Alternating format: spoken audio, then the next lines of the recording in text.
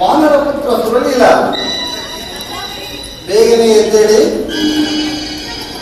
ದಾಸಣ್ಣ, ಈಗ ನೀನು ಕಾಣುತ್ತಿರುವುದೆಲ್ಲ ಕನಸು. ಆದರೂ ಇನ್ನು ಕೆಲವೇ ಕ್ಷಣಗಳಲ್ಲಿ ಆ ಕನಸೆಲ್ಲವೂ ನಿಜವಾಗುವ ಕಾಲ ಸನ್ನಿಹಿತವಾಗಿದೆ. ಬೇಟೆಗಾರನಾದ ಕಂಪ, ಎದ್ದೇಳು. ಅನ್ಯಾಯದ ವಿರುದ್ಧ ಭೇಟಿಯಾಡು. ಸತ್ಯ, ಧರ್ಮ, ನ್ಯಾಯವನ್ನು ಉಳಿಸುವ ಮಹತ್ ಕಾರ್ಯ ನಿನ್ನಿಂದ ಆಗಬೇಕಾಗಿದೆ. ಆ ಸಮಯ ಈಗ ಸನ್ನಿಹಿತವಾಗಿದೆ. ಸಿದ್ಧವಾಗು. ವ್ಯಾಸಕಾಸಿ ಎಂಬ ಅದ್ಭುತ ಲೋಕಕ್ಕೆ ನಿನ್ನನ್ನು ಕರೆದೊಯ್ಯುವುದು. ಭಯಪಡಬೇಡ ದಾಸಣ್ಣ, ನಾನು ನಿನ್ನ ಗುರು. ಕತ್ತಲೆಯಿಂದ ಬೆಳಕಿನ ಲೋಕಕ್ಕೆ ಕರೆದೊಯ್ಯುವೆ.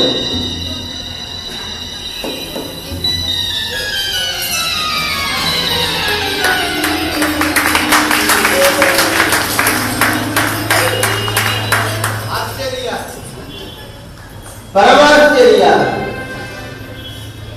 ನಾನು ಆತ್ಮಹತ್ಯೆ ಮಾಡಿಕೊಳ್ಳಲು ಹೊರಟಿದ್ದೆ.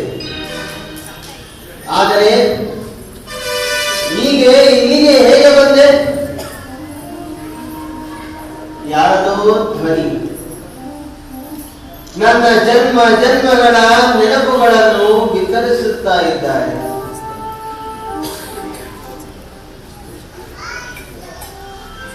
ನನಗೆ ಗಾಢವಾದ ನಿದ್ರೆ. ಆ ನಿದ್ರೆಯಲ್ಲಿ ಒಂದು ಕನಸು. ಆ ಕನಸಿನಲ್ಲಿ ಒಬ್ಬ ವ್ಯಕ್ತಿಯ ಸ್ಪಷ್ಟ ಆಕಾರ. ಆಹಾ ಆಹಾ, ಎಂತಹ ಮಧುರವಾದ ಧ್ವನಿ! ಆ ಧ್ವನಿ ಹೃದಯಕ್ಕೆ ಅತ್ಯಂತ ಹತ್ತಿರವಾಗಿರುವ ಧ್ವನಿ,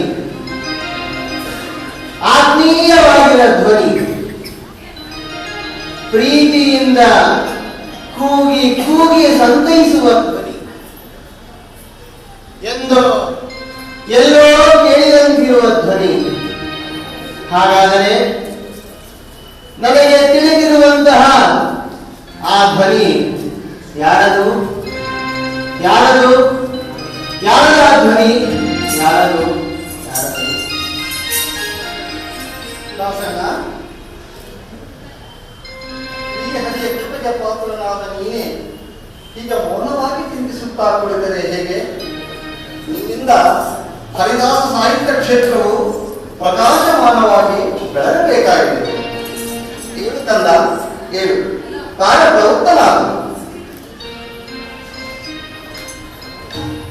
ಗುರುವರಿಯ, ತಾವು ಇಷ್ಟು ಕಾಲ ನಡೆಸಿಕೊಂಡು ಬಂದಿರುವಂತಹ ದಾಸ ಸಾಹಿತ್ಯದ ಮಹಾಜ್ಯೋತಿಯನ್ನು ಹಿಡಿದೆತ್ತಿ ಮುಂದಕ್ಕೆ ಸಾಗುವುದಕ್ಕೆ ನನ್ನಲ್ಲಿ ಶಕ್ತಿ ಇದೆಯೇ?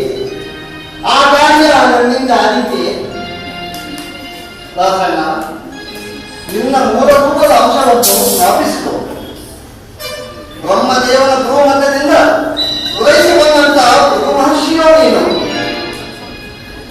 ಅಜ್ಞಾನ ಮುಸುಕಿ ಮಂಕು ಆವರಿಸಿ ಸರ್ವೋತ್ತಮ ಜ್ಞಾನವನ್ನು ತಿಳಿಯದೆ ಮನುವಿನಿಂದ ಸತ್ಯ ಶೋಧನಕ್ಕಾಗಿ ಪರಿತಪಿಸುತ್ತಿದ್ದಾಗ ಮೂರು ಲೋಕಗಳನ್ನು ಸುತ್ತಿ ಬಂದ ಮುನಿಪುಂಗವನೇ ನೀನು. ಪರಮಾತ್ಮನೊಬ್ಬನೇ, ನಾವೆಲ್ಲರೂ ಅವನ ಚಿಂತನರು ಎಂದು ಸತ್ಯ ತತ್ವವನ್ನು ಸತ್ಯಯುಗದಲ್ಲಿಯೇ ಸಾಧಿದ ಸಮರ್ಥ ನೀನು. ನಿನ್ನ ಸಾಮರ್ಥ್ಯವನ್ನು ಜಗತ್ತಿಗೆ ತೋರುವುದಕ್ಕಾಗಿ ಮೂರು ಲೋಕಗಳನ್ನು ಸುತ್ತು ಬರಲು ಪ್ರೇರೇಪಿಸಿದ ನಾರದ ನಾನು. ಈ ನನ್ನ ನಿನ್ನ ಗುರು ಶಿಷ್ಯ ಬಾಂಧವ್ಯ ಈ ಕಲಿಯುಗದಲ್ಲಿ ಮಾತ್ರವೇ ಅಲ್ಲ, ಯುಗ ಯುಗಗಳಿಂದಲೂ ಸಾಗಿ ಬಂದಿದೆ. 16ನೇ ಕಕ್ಷ ತಾರತಮ್ಯದಲ್ಲಿ ನಾನಿದ್ದರೆ 15ನೇ ಕಕ್ಷ ತಾರತಮ್ಯದಲ್ಲಿ ಅಗ್ನಿಗೆ ಸಮವಾಗಿ ನಿಂತಿದ್ದಾಸಣ್ಣ. ಗುರುವರಿಯ, ನನ್ನ ಹಿಂದಿನ ಅವತಾರವೇನೆಂದು ದಯಮಾಡಿ ತಿಳಿಸುವಿರಾ? ದಾಸಣ್ಣ, ಪರಮಾತ್ಮ ನಿನ್ನ ಮೇಲೆ ಪರಮ ಕೃಪೆ ಇಟ್ಟಿದ್ದಾನೆ. ತಾನು ಶ್ರೀರಾಮಚಂದ್ರನಾಗಿ ಅವತರಿಸಿದಾಗ ಸುರಲೀಲ ಎಂಬ ಕಪಿಪುತ್ರನಾಗಿ ಹುಟ್ಟುವಂತೆ ಮಾಡಿದ. ವಾಯುದೇವರಿಗೆ ಹನುಮಂತನಾಗಿ ಹುಟ್ಟಿ ಶ್ರೀರಾಮಚಂದ್ರನ ಸೇವೆಯನ್ನು ಮಾಡುತ್ತಿದ್ದಾಗ ಸುರವೀರನಾಗಿ ನೀನು ನಿನ್ನ ಯೋಗ್ಯತೆಗೆ ತಕ್ಕಷ್ಟು ಸೇವೆಯನ್ನು ಮಾಡಿ ಸಾಧನೆ ಮಾಡಿದೆ.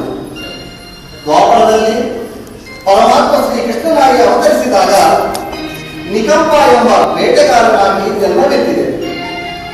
ಮುಂದೆ ಭಾಸ್ಕರ ಕ್ಷೇತ್ರದಲ್ಲಿ ನೀನು ನಿಂತು ಸುಜೀವಿಗಳಿಗೆ ಪ್ರೇರಣೆ ನೀಡುತ್ತೀವಿ. ದಾಸಣ್ಣ, ನಿನ್ನ ಅವತಾರದ ಕಾರ್ಯ ಈ ದಿನದಿಂದಲೇ ಪ್ರಾರಂಭವಾಗಿದೆ. ಗುರುವಯ್ಯ, ನಾನು ಅಂದು ನಿಕಂಬರಾಗಿ ಅವತರಿಸಿದ ಕಾರಣ ವಿಶೇಷವೇನು ತಿಳಿಸುವಿರಾ? ದಾಸಣ್ಣ, ಯಾರವರು ಪರಸ್ಪರ ಹೊರತಾಗಿ ಅಸುನೀಗಿದರು. ವ್ಯಕ್ತಿಕಾರನಾಗಿ ಜನ್ಮವೆತ್ತಿದ್ದ ನಿನಗೆ ಒಂದು ಲೋಹದ ಚೂರನ್ನು ಸಿಗುವಂತೆ ಮಾಡಿದ ಪರಮಾತ್ಮ. ಆ ಲೋಹದ ಚೂರನ್ನು ನೀನು ನಿನ್ನ ಬಾಣಕ್ಕೆ ಅಂಟಿಸಿಕೊಂಡಿದೆ. ಶ್ರೀಕೃಷ್ಣ ಪರಮಾತ್ಮ ತನ್ನ ಅವತಾರವನ್ನು ಸಮಾಪ್ತಿ ಮಾಡುವುದಕ್ಕೋಸ್ಕರ ಹೋಗಿ ಮಂಗಳೊಳಗೆ ಮಲಗಿ ಕಾಳು ಅಲ್ಲಾಡಿಸುತ್ತಾ ಓಡಿಸಿದಾಗ ಕಾಳು ಅಲ್ಲಾಡಿಸುತ್ತಿದ್ದಂತೆ ಅಲ್ಲಿ ಸಿಕ್ಕಂತಹ ತಲೆಗೈಗಳು ಅಲ್ಲಾಡುತ್ತಿದ್ದವು. ಮಹಾಬೇಟೆಗಾರನಾದ ನೀನು ಆ ತಲೆಗಳ ಶಬ್ದವನ್ನು ಕೇಳಿ ಆ ಶಬ್ದ ಬಂದ ಕಡೆ ಯಾವುದೋ ಒಂದು ಪ್ರಾಣಿ ಇದೆ ಎಂಬ ಸಂಶಯದಿಂದ ಅತ್ತ ಭಾವಿಸಿ ನೀನು ನಿನ್ನ ಬಾಣವನ್ನು ಬಿಟ್ಟಿದ್ದೆ. ಅದು ಸರಿಯಾಗಿ ಹೋಗಿ ಶ್ರೀಕೃಷ್ಣ ಪರಮಾತ್ಮನ ವಾದಕ್ಕೆ ತಗಲಿತು. ಅದು ಪ್ರಾಣಾಂತಕವಾದಂತೆ ಪರಮಾತ್ಮ ನಟಿಸಿದ. ಅಯ್ಯೋ, ಭಗವಂತನ ಪಾದಗಳಿಗೆ ಬಾಣವನ್ನು ಹೊಡೆದಂತಹ ಮಹಾಪಾಪಿಯೇ ನಾನು. ಗುರುವರಿಯ, ನನಗಾವ ಶಿಕ್ಷೆ ಗುರುವರಿಯ, ನನಗಾವ ಶಿಕ್ಷೆ. ದಾಸಣ್ಣ, ಪರಮಾತ್ಮನ ವಿಶೇಷ ಅನುಗ್ರಹಕ್ಕೆ ಪಾತ್ರನಾದ ನಿನಗೆ ಯಾವ ಶಿಕ್ಷೆಯೂ ಇಲ್ಲ. ಇದೆಲ್ಲವೂ ಕೂಡ ಶ್ರೀಹರಿಯ ಪ್ರೇರಣೆಯಿಂದ ನಡೆದ ಘಟನೆಗಳು. ನೀನು ಭಯಪಡಬೇಡ. ನನ್ನ ಮುಂದಿನ ಗತಿಯೇನೆಂದು ದಯಮಾಡಿ ತಿಳಿಸುವಿರಾ?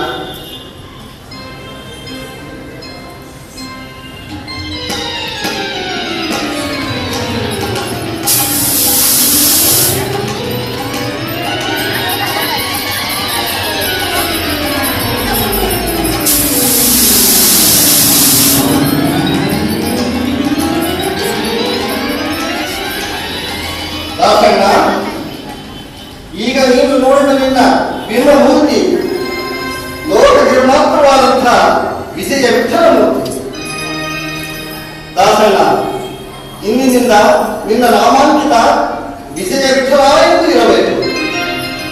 ವಿಜಯದಾಸನಮ್ಮ ಹೆಸರಿನಿಂದ ಲೋಕದಲ್ಲೇ ಸುಪ್ರಖ್ಯಾತ ಮಾಡುವುದು. ಸುಜೀವಿಗಳು ನಿನ್ನಿಂದ ಉದ್ಧಾರವಾಗುತ್ತಾರೆ.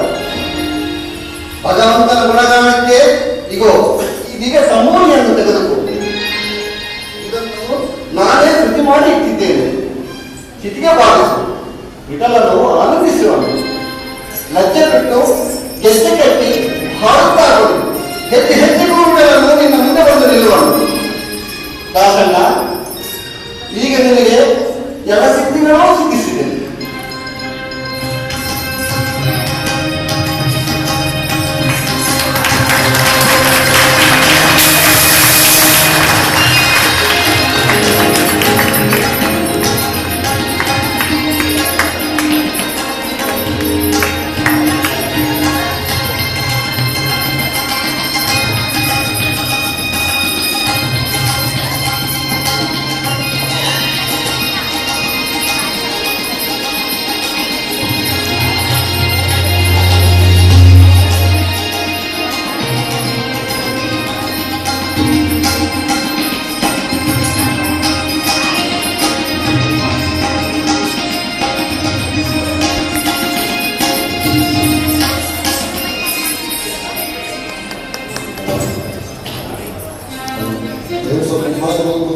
ನಾನು ಕಂಡದ್ದೆಲ್ಲ ಕನಸು.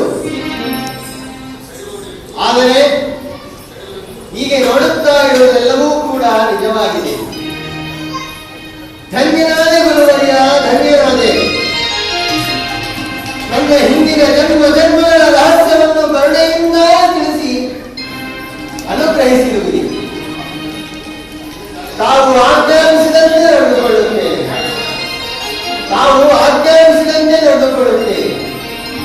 ತಾವು ಆಜ್ಞಾಪಿಸಿದಂತೆ ನಡೆದುಕೊಳ್ಳಿ.